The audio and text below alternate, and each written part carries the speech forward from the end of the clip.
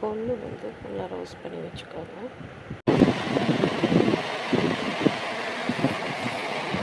நல்லா வாசனை வர வரைக்கும் நல்லா வறுத்துட்டு ஆற வச்சு அது கூட கொஞ்சம் கிரைண்ட் பண்ணும்போது கொத்தமல்லி கொஞ்சமாக ஆட் பண்ணி கிரைண்ட் பண்ணி வச்சுக்கணும்.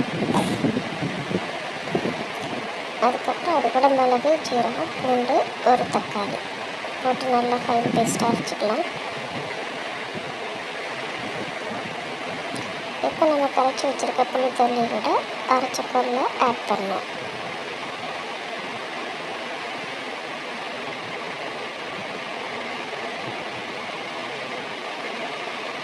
நம்ம கடையில் எண்ணெய் ஊற்றி எண்ணெய் காஞ்சது கடுகு, கொஞ்சம் பெருங்காயத்தூள், வரமிளகா, கருவேப்பிலை போட்டு தாளித்து அப்புறம் நம்ம கரைச்சி வச்சுருக்க ரசமும் அதில் ஊற்றி